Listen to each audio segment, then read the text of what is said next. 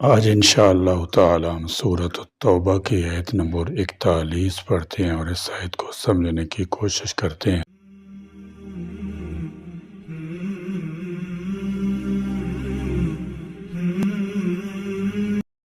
اعوذ باللہ من الشیطان الرجیم، بسم اللہ الرحمن الرحیم۔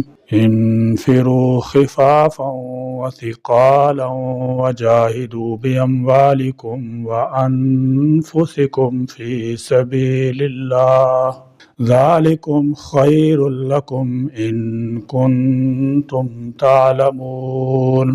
انفروا، تم نکلو، خفافا، ہلکے بھی، وثقالا، اور بوجھل یعنی بھاری بھی۔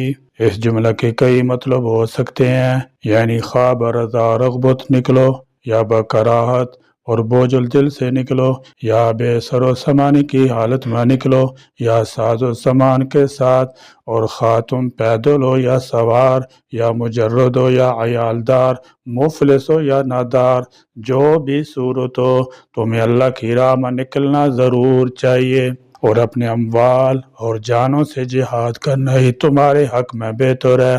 اس سے یہ بھی معلوم ہوتا ہے کہ جب تک کوئی اسلامی حکومت جہاد کا عام اعلان نہ کرے اس وقت تک تو جہاد فرض کفایہ ہوتا ہے، لیکن جب ایسا اعلان کر دے تو جہاد مسلمانوں پر فرض عین بن جاتا ہے۔ وجاہدوا، اور جہاد کرو، باموالکم، اپنے مالوں کے ساتھ، وانفسکم، اور اپنی جانوں کے ساتھ، فی سبیل اللہ، اللہ کی راہ میں۔ اس آیت میں غزوہ تبوک کے لیے نفیر عام ہے، یعنی جنگی خدمات کے لیے عام بلاوا ہے۔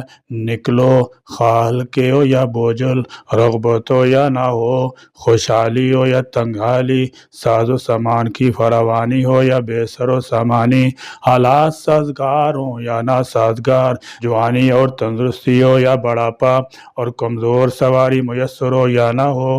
جب رسول اللہ صلی اللہ تعالی علیہ وسلم نے جہاد کے لیے نکلنے کا حکم دے دیا تو ہر حال میں تم پر نکلنا فرض ہے۔ نفیر عام کے وقت کوئی عذر پیش نہ لو اور اللہ کی راہ میں جان و مال سے جہاد کرو، تمہارے لیے اس میں بھلائی ہے اگر تم یقین کرو۔ حدیث شریف میں فرمایا گیا ہے کہ اللہ پاک نے اپنی راہ میں جہاد کرنے والے کے لیے دو باتوں میں سے ایک بات کا ذمہ لے لیا ہے، اگر اس کی قضا آ گئی ہے تو جنت میں داخل فرمائے گا، ورنہ ثواب غنیمت سے اس کی جھولی بھر کر وطن واپس لے آئیں گے۔ ذالکم، یہ، خیر، بہت بہتر ہے، لکم، تمہارے لیے، ان اگر کنتم، ہو تم، تعلمون، علم رکھتے۔ حضرت ابو طلحہ انصاری رضی اللہ تعالیٰ عنہ شوق جہاد، حضرت انس رضی اللہ تعالیٰ فرماتے ہیں حضرت ابو طلحہ انصاری رضی اللہ تعالیٰ عنہ نے ایک مرتبہ سورۃ توبہ کی تلاوت فرمائی۔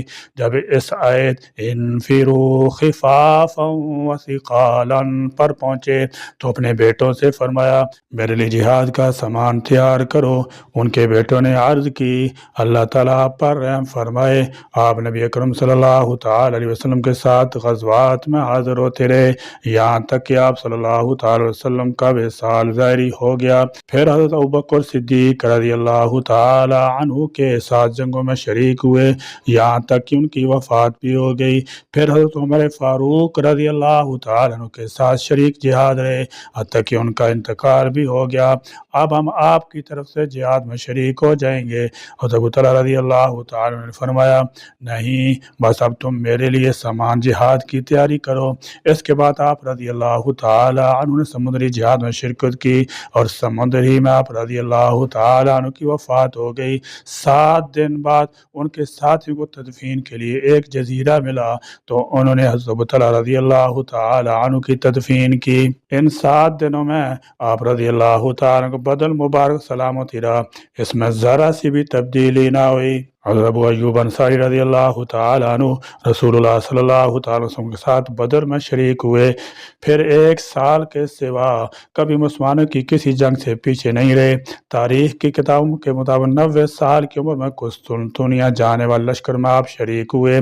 ان کے امیر یزید بن معاویہ تھے، بیمار ہوئے تو یزید ان کی بیمار پرسی کے لیے آئے، پوچھا کوئی خواہش ہو تو بتائیں۔ فرمایا میری خواہش یہ ہے کہ جب میں فوت ہو جاؤں تو سواروں کا دشمن کی سرزمین میں جہاں تک آگے جا سکو جاؤ، جب اس سے آگے بڑھنے کی گنجائش نہ رہے تو مجھے وہاں دفن کر دو، پھر واپس آ جاؤ۔ حضرت ابو ایوب انصاری رضی اللہ تعالیٰ عنہ یہ آیت پڑھا کرتے انفروا خفافا وثقالا، اور فرماتے تو میں یا تو ہلکا ہوں گا یا بوجھل، یعنی ہر حال میں نکلنے کا حکم ہے۔ انفروا خفافا وثقالا، اللہ تعالیٰ نے تبوک کے لیے نہ نکلنے کی صورت میں دنیا اور آخرت میں عذاب علیم کی وعید سنا کر اور نبی کریم صلی اللہ تعالی وسلم کو اللہ کے سوا کسی کی مدد کا محتاج نہ ہونے کا ذکر فرما کر اب تاکید کے ساتھ تمام مسلمانوں کو جنگ کے لیے نکلنے کا حکم دیا۔ اسے نفیر عام کہا جاتا ہے۔ اس حکم کے بعد ہر مسلمان پر نکلنا فرض ہو جاتا ہے، ماں باپ یا کسی کی اذن کی اجازت کی ضرورت باقی نہیں رہتی۔ ہلکے اور بوجھ الفاظ عام ہیں، اس لیے اس میں سب شامل ہے، یعنی طبیعت چاہتی ہے یا نہیں، خوشحال ہو یا تنگ دست، مجرد ہو یا عیالدار، جوان ہو یا بوڑھے، ہتھیار بند ہو یا بے ہتھیار، ہر حال میں جہاد کے لیے نکلو۔ فرمایا وجاہدوا باموالکم وانفسکم فی سبیل اللہ، اور اپنے مالوں اور اپنی جانوں کے ساتھ اللہ کے راستے میں جہاد کرو۔ جہاد کی 3 صورتیں ہیں۔ نمبر 1 جان اور مال دونوں کے ساتھ، یہ حکم اس کے لیے ہے جو مال بھی رکھتا ہو اور جہاد کے قابل تندرست توانا جسم بھی رکھتا ہو۔ نمبر 2 صرف جان کے ساتھ، یہ حکم اس کے لیے ہے جس کے پاس مال نہ ہو لیکن جسمانی طور پر جہاد کے قابل ہو۔ نمبر 3 صرف مال کے ساتھ، یہ حکم اس کے لیے ہے جو جسمانی کمزوری، معذوری یا بیماری وغیرہ کے باعث جہاد میں شریک نہ ہو سکتا ہو لیکن مجاہدین کی مالی مدد کرنے پر قدرت رکھتا ہو۔ حضرت زید بن خالد رضی اللہ تعالیٰ عنہ سے روایت ہے، نبی کرم صلی اللہ تعالیٰ وسلم نے ارشاد فرمایا جو اللہ تعالیٰ کی راہ میں لڑنے والے کو سامان فراہم کرے تو گویا اس نے خود جہاد کیا، اور جس نے اللہ عز و جل کی راہ میں لڑنے والے کے گھر بار کی نیک نیتی سے خبر گیری کی تو وہ بھی خود جہاد کرنے والوں کی طرح ہے۔ حضرت عبداللہ بن عمر رضی اللہ تعالیٰ عنہما سے روایت ہے، رسول اللہ صلی اللہ تعالی وسلم نے ارشاد فرمایا غازی مجاہد کے لیے اس کا ثواب ہے اور غازی کے مددگار کے لیے اپنا ثواب ہے، اور غازی کا ثواب ہے جہاد یعنی اللہ کا دین غالب کرنے کے لیے اپنی آخری کوشش کرتے رہنا تو ہر مسلمان پر فرض ہے، لیکن نفیر عام یعنی لڑائی کے لیے نکلنا ہر وقت ہر مسلمان پر فرض نہیں۔ البتہ تمام علماء اسلام کے اتفاق ہے کہ 3 مواقع پر قتال آدمی پر فرض عین ہو جاتا ہے۔ نمبر 1 جب امام کسی خاص شخص کو یا تمام مسلمانوں کو نکلنے کا حکم دے دے، اللہ یہ کہ امام کسی کو مستثنیٰ کر دے، جیسے کہ رسول اللہ صلی اللہ تعالی وسلم تبوک میں سب کو نکلنے کا حکم دیا مگر حضرت علی رضی اللہ تعالی عنہ کو پیچھے رہنے کا حکم دیا۔ جب کفار مسلمانوں کی کسی آبادی پر حملہ کر دیں تو اس کے رہنے والوں پر اس کا دفاع واجب ہے، اس حد تک کہ اگر ان کے پاس کافی اسلحہ نہ بھی ہو تو پتھروں، اینٹوں، لکڑیوں اور جو کچھ بھی ملے اس کے ذریعے سے لڑنا فرض ہے۔ اور دانتوں سے کاٹ کھانے کے سوا کچھ نہ ملے تو دانتوں سے کاٹ کر اپنا دفاع واجب ہے۔ اگر اس آبادی والے دفاع نہ کر سکیں یا سستی کریں تو قریب والی آبادی پھر اس کے بعد والی پر، حتیٰ کہ تمام دنیا کے اہل اسلام پر لڑنا فرض ہو جاتا ہے کیونکہ تمام مسلمان ایک جسم کی مانند ہیں۔ نمبر 3 جب دشمن سے مٹ بھیڑ ہو تو ثابت قدم رہنا واجب ہے۔ اللہ تعالیٰ جل شانہ نے فرمایا یا ایھا الذین آمنوا اذا لقیتم الذین کفروا زحفا فلا تولوہم الادبار، اے لوگو جو ایمان لائے ہو جب تم ان لوگوں سے جنہوں نے کفر کیا ایک لشکر کی صورت ملو تو ان سے پیٹھے نہ پھیرو۔ حافظ ابن حجر رحمۃ اللہ تعالی نے فرمایا جب کسی شخص پر لڑائی فرض عین ہو جائے تو فلا اذن، یعنی اس وقت والدین یا کسی اور سے اجازت کی کوئی ضرورت نہیں۔ اس بات پر بھی علماء کا اتفاق ہے کہ اپنے دفاع کی خاطر لڑنے کے لیے کوئی بھی شرط لازم نہیں، نہ امیر کا حکم، نہ والدین کی اجازت اور نہ کوئی اور شرط، جیسے کہ ابو بصیر کا واقعہ اس کی واضح دلیل ہے۔ وَهُوَ كُرْهٌ لَكُمْ، یعنی وہ تمہیں سراسر ناپسند ہے کیونکہ اس میں زخمی ہونے، ایذا کٹنے اور جان جانے کا سامنا ہوتا ہے، جبکہ ہر آدمی فطری طور پر زندہ رہنے کا خواہش مند ہوتا ہے۔ علاوہ ازیں اس میں مال کا خرچ، اہل و عیال اور وطن سے جدائی، سفری صعوبتیں، کھانے پینے اور نیند کی بے ترتیبی، غرض بے شمار مشکلات درپیش ہوتی ہیں۔ وَهُوَ خَيْرٌ لَكُمْ، قرطبی رحمۃ اللہ تعالی نے فرمایا معنی یہ ہے کہ ہو سکتا ہے کہ تم جہاد میں جو مشقت ہے اسے ناپسند کرو، حالانکہ وہ تمہارے لیے بہتر ہے، اس لیے کہ تم غالب رہو گے، فتح یاب ہوگے، غنیمت حاصل کرو گے اور اجر پاؤ گے، اور تم میں سے جو فوت ہوگا وہ شہادت کے مرتبے پر فیض ہوگا، اور ہو سکتا ہے کہ تم آرام طلبی اور لڑائی ترک کرنے کو پسند کرو، حالانکہ یہ چیز تمہارے لیے بہت بری ہے، کیونکہ تم مغلوب ہو جاؤ گے اور تمہاری حکومت ختم ہو جائے گی۔ قرطبی رحمۃ اللہ تعالی علیہ مزید فرماتے ہیں اللہ کا یہ فرمان بالکل صحیح ہے، اس میں کوئی شک و شبہ نہیں، جیسے کہ اندرس میں پیش آیا، انہوں نے جہاد ترک کیا، لڑائی سے بزدلی اختیار کی اور کثرت سے فرار اختیار کیا تو دشمن تمام شہروں پر قابض ہو گیا، قتل، بچوں اور عورتوں کی غلامی اور عزتوں کی بربادی، انا للہ و انا الیہ راجعون، یہ سب ہمارے اپنے ہاتھوں کا کیا کمایا ہے۔ قرطبی کے کئی سو سال پہلے لکھی ہوئی یہ الفاظ آج بھی حقیقت ہے،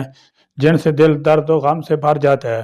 اس وقت اندلس سے مسلمانوں کا نام نشان مٹا دیا گیا تھا، اب مسلمانوں کی آرام طلبی اور ترک جہاد نے کفار کو عراق، کشمیر، فلسطین اور باقی تمام مسلمان ممالک میں اپنے احکام چلانے کا موقع دیا ہے، اور ہندو اندلس کی طرح مسلمانوں کا وجود ختم کرنے کے درپے ہیں۔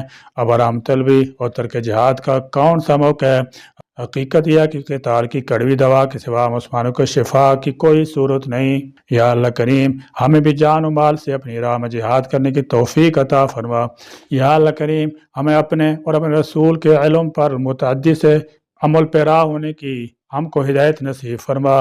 اس وقت جہاں جہاں کفر اسلام مقابلہ درپیش ہے، مجاہدین اسلام اور اسلامی لشکر کو اپنی تائید و نصرت سے فتح یاب غالب فرما، کفار اور مشرکین لشکر کو تہس نہس فرما کر ان کو قتل و قید اور ہزیمت کی سزا نصیب فرما۔ یا اللہ کریم ہم ایسے گناہوں سے معافی چاہتے ہیں جس کی وجہ سے آپ کے ذکر سے غافل رہے ہوں اور آپ کی وعیدوں اور ڈرانے کی آیات سے ہم لاپرواہ ہو گئے ہوں اور سرکشی کرتے رہے ہوں۔ یا الہی ہمیں معاف فرما دے، ہمیں بخش دے۔ یا اللہ کریم ہمارا خاتمہ ایمان پر فرما۔ آمین۔ وآخر دعوانا الحمدللہ رب العالمین۔